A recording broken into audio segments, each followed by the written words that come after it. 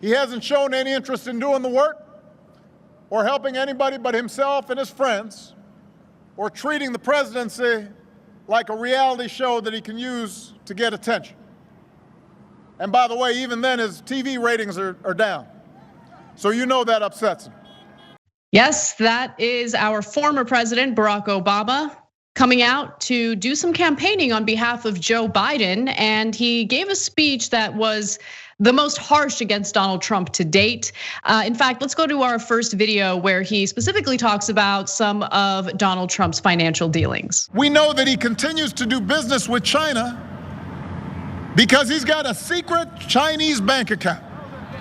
How is that possible? How is that possible? A secret Chinese bank account. Listen, can you imagine if I had a secret Chinese bank account when I was running for re-election? You think Fox News might have been a little concerned about that? They would have called me Beijing Barry. It is not a great idea to have a president who owes a bunch of money to people overseas. That's not a good idea. I mean, of the taxes Donald Trump pays, he may be sending more to foreign governments than he pays in the United States. Listen, my first job was at a Baskin Robbins when I was 15 years old. I think I might have paid more taxes that year working at a dispensing ice cream.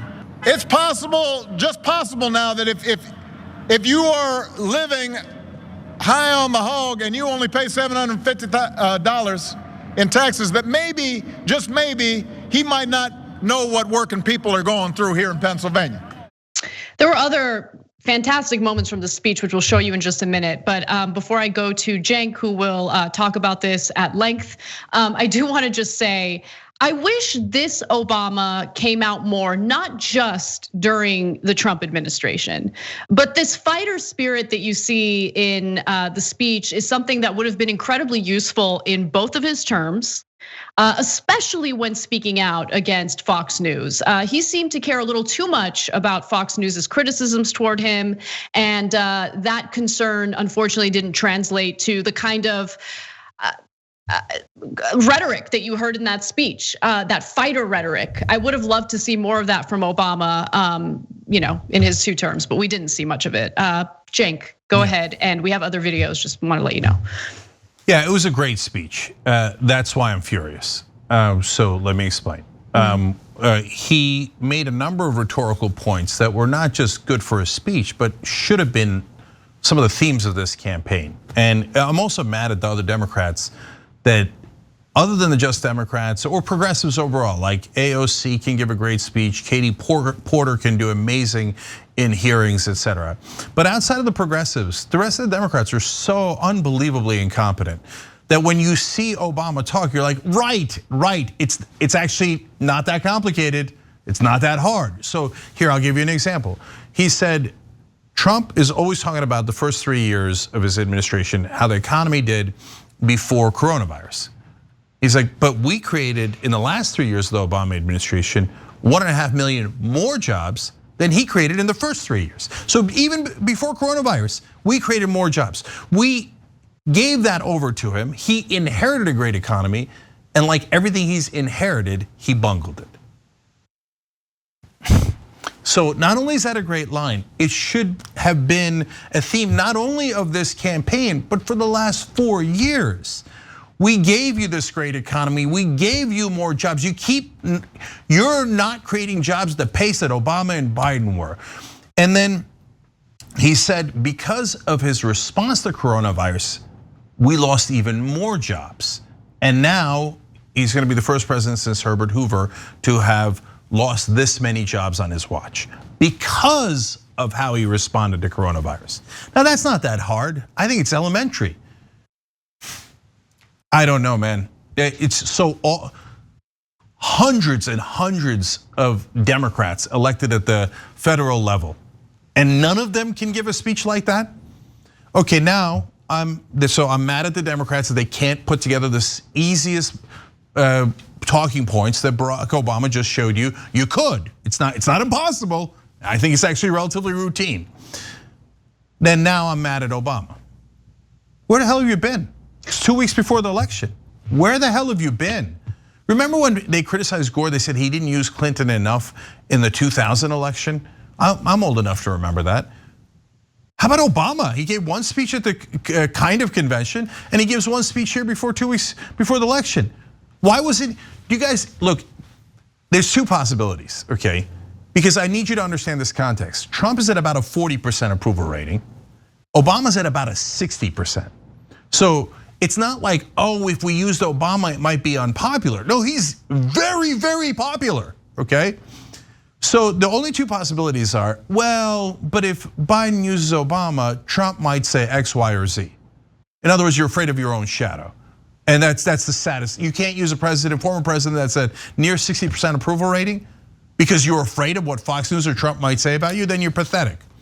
The only other possibility is Obama was super comfortable in Nantucket or Martha's Vineyard or wherever he has his mansion, on the yachts that I see him on. It's inconvenient. He said democracy's on the ballot in the convention speech. And then I guess somebody reminded him 2 weeks before the election, hey, remember, we're about to lose democracy. Can you go give the speeches you're good at? All right, fine, I'll do one. Oh, well, thank you, we really appreciate it. That you came from the mountaintop to join the rest of us in the middle of the fight of our lives. Well, he has some strong statements for Trump regarding his handling of the pandemic in the next clip. Let's watch. I get that this president wants full credit for the economy he inherited and zero blame for the pandemic that he ignored. But you know what? The job doesn't work that way. Tweeting at the television doesn't fix things. Making stuff up doesn't make people's lives better. We literally left this White House a pandemic playbook that would have shown them how to respond before the virus reached our shores. They probably used it to, I don't know, prop up a wobbly table somewhere. We don't know where that playbook went. Donald Trump isn't suddenly gonna protect all of us. He can't even take the basic steps to protect himself. Just last night, he complained up in Erie that the pandemic made him go back to work. I'm quoting here.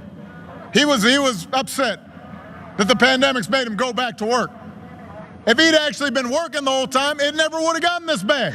One thing that I wanted to point out about Obama's speech was not just that it was a strong speech calling out Donald Trump for all of his failures, but immediately after this speech happened, that was when the acting director of national intelligence, Ratcliffe, decided to pull together this hastily organized press conference alleging that Russia and more importantly, Iran, that's what he emphasized, are working to give Joe Biden the upper hand in the upcoming election. And so the news cycle immediately went from, oh, check out these incredibly strong statements coming from the former president. This is unprecedented, this doesn't usually happen, to, oh my gosh, there's now some indication that there are foreign countries that are attempting to meddle in our elections in an effort to help Joe Biden win, which since then, of course, that claim has been disputed. I don't believe it. Most level-headed individuals don't believe it. But yeah, I thought the timing of the press conference was really interesting. All right, let me be fair to Democrats and Biden's team and say maybe there's two other reasons that they've been hiding Obama in a mansion. One is possibly that when you hear Obama, you think, Jesus, that's a million times better than Biden. The Biden speeches don't compare. They're just not in the same league. But who cares? He's on your side, he's on your team. It's not like he's gonna go bat for the other team, he's batting for your team. So even that is a really dumb thing to do if you're hiding Obama. If it's Biden, my guess is it's not Biden. My guess is it's Obama that didn't want to bother doing a speech. So which leads to the last possibility. I want to protect my legacy. You know, former presidents don't usually speak out against current presidents. First of all, that's not true before an election. They give speeches all the time at the convention and afterwards. During an election, former presidents speak out all the time. And Are we really worried about etiquette? Is that what we're worried about? Is that your best defense? You're worried about etiquette in a time of Trump. Democracy's on the ballot. We might lose the whole country. But I do declare, I wonder if my etiquette will hurt my legacy if I've breached etiquette, and I wouldn't want to hurt your legacy. I know that's really important. Look, guys, you won't see this anywhere else. If you turn on cable news, MSNBC, the idea that anybody would criticize Barack Obama on MSNBC is laughable. I know when I was there, when he was president, I criticized him after one of his speeches and they jumped down my throat and they nearly fired me on the spot. So they're never gonna tell you what we're telling you. Where have you been? So I'm trying to give you credit, that was a great speech. I would have liked 10 of those, 20 of those, 100 of those, because you were actually right. Democracy is on the ballot. It's nice to see you after all this time. I hope you haven't tarnished your legacy too much, because that is super precious and probably the relevant thing here to discuss and worry about as the rest of us are in the middle of trench warfare. Thanks for watching The Young Turks, really appreciate it. Another way to show support is through YouTube memberships. You'll get to interact with us more. There's live chat emojis, badges. You've got emojis of me, Anna, John, JR. So those are super fun. But you also get playback of our exclusive member-only shows and specials right after they air. So all of that, all you gotta do is click that join button right underneath the video. Thank you.